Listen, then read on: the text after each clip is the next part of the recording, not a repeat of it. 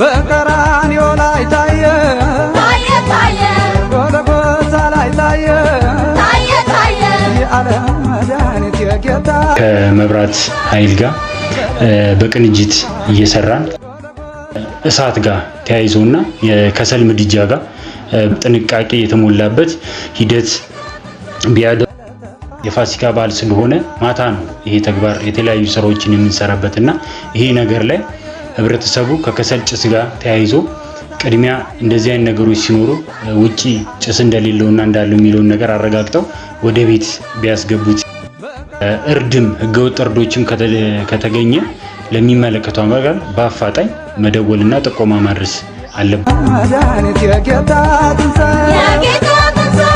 ውድ የወረዳ 10 ነዋሪዎች ቦጃ ሙሉነህ እባላለሁ። የወረዳ 10 ስራ አስኪያጅ ጽህፈት ቤት ኃላፊ ነኝ።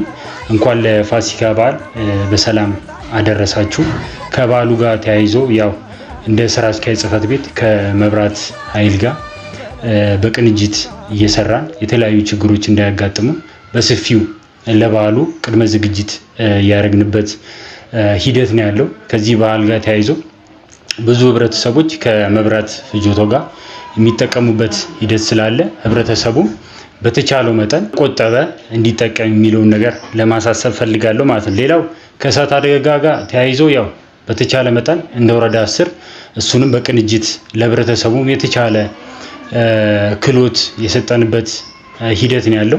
ከእሳት አደጋ ጋር ተያይዞ በዓል ሲኖር የተለያዩ ተግባራቶችን የሚሰሩበት ሂደቶች ይኖራሉ። ከእሳት አደጋ ከምድጃ ጋርም ተያይዞ ከተለያዩ ከኤሌክትሪክ ጋር ተያይዞ እንደዚህ አይነት ድንገተኛ የእሳት አደጋ እንዳይደርስ በጥንቃቄ ሰፊው በቅንጅት በዓሉ ጋር ከመድረሱ በፊት ያለውን ነገር በቅንጅት የሰራንበት ሂደት ነው ያለው ማለት ነው። ከዚህ ጋር ተያይዞ ህብረተሰቡ በጣም በጥንቃቄ መያዝ አለበት የሚባለው ከእሳት ጋር ተያይዞና የከሰል ምድጃ ጋር ብዙ ጊዜ እንደኛም የፋሲካ በዓል ስለሆነ ማታ ነው ይሄ ተግባር የተለያዩ ስራዎችን የምንሰራበትና ይሄ ነገር ላይ ህብረተሰቡ ከከሰል ጭስ ጋር ተያይዞ ቅድሚያ እንደዚህ አይነት ነገሮች ሲኖሩ ውጪ ጭስ እንደሌለውና እንዳለው የሚለውን ነገር አረጋግጠው ወደ ቤት ቢያስገቡት የሚለውን ነገር ቢያዝና ከኤሌክትሪክ ጋርም ጥንቃቄ የተሞላበት ሂደት ቢያደርጉ የሚል ነገር ሐሳብ ነው ያለኝ። ሌላው እንደዚህ አይነት ችግሮች እንኳን ካጋጠሙ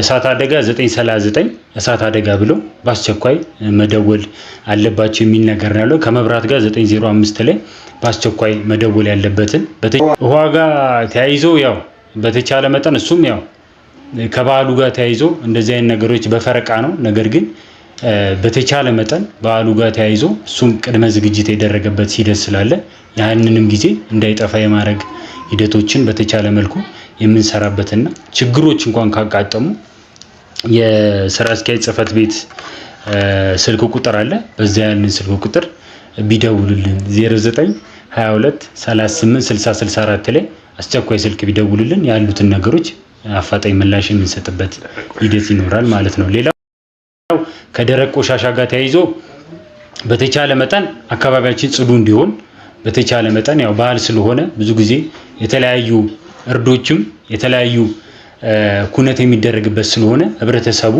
በተቻለ መጠን ብሎኩን ክላስተሩን በንጽህና መጠበቅ አለበት። እንደዚህ አይነቶች እርድም ህገወጥ እርዶችም ከተገኘ ለሚመለከተው አካል በአፋጣኝ መደወልና ጥቆማ ማድረስ አለባቸው የሚለውን ሐሳብ ነው። በተቻለ መጠን ህብረተሰቡ ግን ይህንን በዓል በጥንቃቄ እንዲያከብር የሚለውን ነገር ነው ያለኝ። እንኳን ለፋሲካ በዓል አሁንም በድጋሚ በሰላም አደረሳችሁ የሚለውን መልእክት ለማስተላለፍ ነው። አመሰግናለሁ።